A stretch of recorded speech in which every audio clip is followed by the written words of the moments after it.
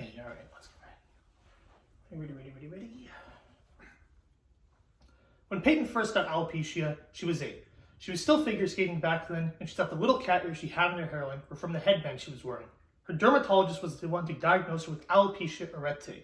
The bullying she endured was not as hard to stomach in comparison to the fact that people just did not know what to do with her and her condition. According to the National Library of Medicine in August of 2017, roughly 160 million people across the world will experience alopecia areata, more commonly referred to as hair loss, at some point in their lifetimes. Anyone can have alopecia, with most individuals developing the disease early in life, with over 80% of patients showing signs of alopecia before age 40 and 40% experiencing symptoms by age 20. Alopecia is not only a disease that impacts millions of people's health and physical appearance across the world, but also in the advancement and development of treatment and medicine. For many of us in this room, hair is an important aspect of who we are as individuals. Hair is what we would consider a defining aspect of our cultures, our styles, and our appearance. And in the same way that we would care about our physical and mental health of our bodies, so too should we care about the physical appearance of ourselves. Today we'll break down the discussion of both alopecia and treatment into 3 main talking points. Firstly, I will talk about what alopecia is and how the disease functions and impacts our health. Second, I will discuss the treatment available for alopecia in its many forms and application. And lastly, I will go over both the positive and negative implications of treatment available today in the modern era. So let's help each other become more informed on what alopecia really is and how it truly affects people. According to the National Alopecia Foundation in January 2024, alopecia is described as a genetic autoimmune skin disease. It is a result of the body's own immune system via mutation attacking its own hair follicles, which causes hair loss. The hair follicles begin to slowly thin out and eventually detach from a person's head, most commonly in the scalp and face, and sometimes in other body areas, including the arms or on the legs. People with alopecia often lose hair in circular, coin-like patches on the scalp, but in more severe cases, they may lose all of their hair. A 2023 article by the JAMA Network suggests that women are more likely to develop alopecia than men, and that people of certain ethnicities, including Asian, Black, and Hispanic, have a higher chance of developing the disease as well. The article also entails that alopecia is more dominant and commonly found in certain regions of the world, including Central Africa, East Asia, and humid climates in the US. With the nature of alopecia being an autoimmune disease that only affects the scalp, this means that in most cases, alopecia is not life-threatening. The disease doesn't cause physical pain to the body, and people who do get it are typically healthy and can live through it. With that being said, there can still be psychological effects caused by the hair loss and symptoms of mental toll caused by the deterioration of one's physical appearance. Now that we've introduced alopecia and how it functions as a disease, let's move on to exploring the various types of treatment that are available for alopecia and their application. The beginning process of recovery from alopecia is straightforward. With the disease being non-lethal, patients with only mild cases of alopecia can expect their hair to grow back within a year without any need of medical treatment. But while medical treatment is in most cases not a necessity, treatment can still be an important tool that assists in the recovery process, as recovering patients can experience issues with bald spots, hair thickness, or hair length.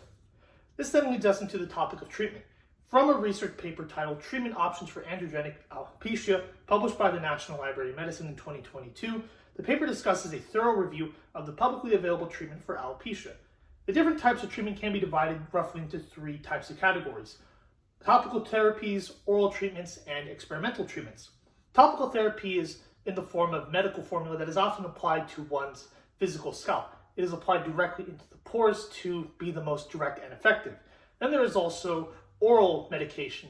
These are most commonly countertop medications, usually in the form of pills that are taken in the mouth and are dissolved in a person's bloodstream. Then there are also, more broadly, experimental types of treatment. Now, these are not as researched and publicly used as topical or oral treatments, but they are still interesting to note about. This would include laser therapy, which is concentrated light applied directly to one's scalp region. And then there is also hormonal treatment, which, similar to testosterone replacement therapy, is used to try and help with the recovery process of hair. Based on research done by the National Library of Medicine in that same paper, alongside research articles published by the Cultural Library in 2023 evaluating alopecia treatment, patients who have taken topical or oral treatment can expect to see their symptoms reverse and for hair to regrow around 4 to 8 months.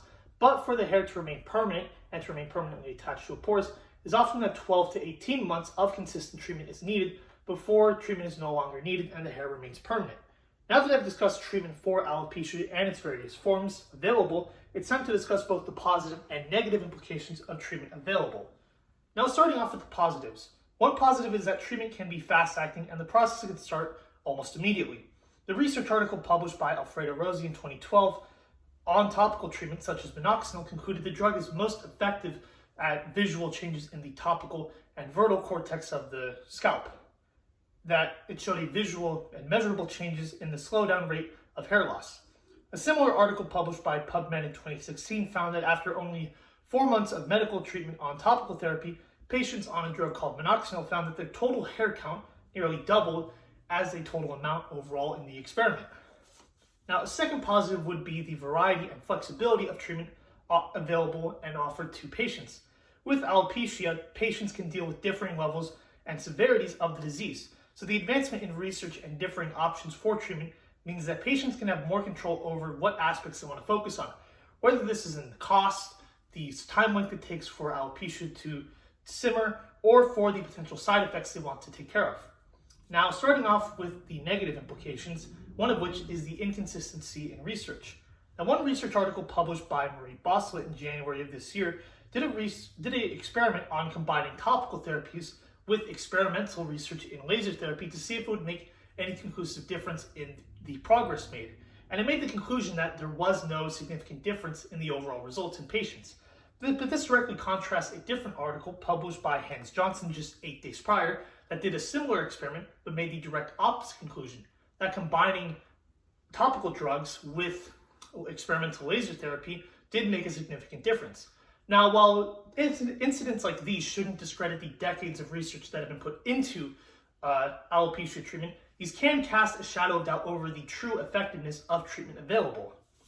Now, a second negative would be the side effects caused by certain treatments.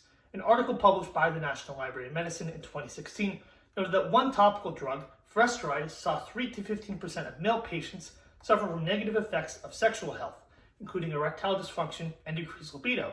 Another article published by Hans Benedict in 2021 noted that patients who take topical therapy can experience allergic reactions to the treatment, commonly results of irritations of the skin and scalp.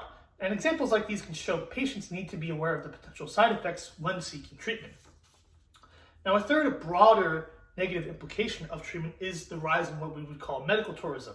This is a phenomenon of people from wealthier Western countries such as the US and Europe traveling to poorer countries such as Turkey and Morocco for the explicit purpose of finding cheaper medical treatment.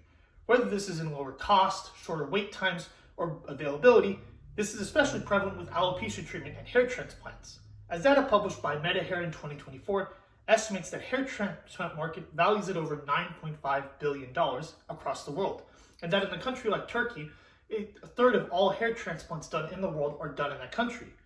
Now, with medical tourism being used to circumvent regulations in the US, this poses serious potential dangers in regards to the ability to keep quality control, reassure safety regulations across countries, and overall the ethical concerns about patients traveling abroad for medical treatment and circumventing regulations in their own countries.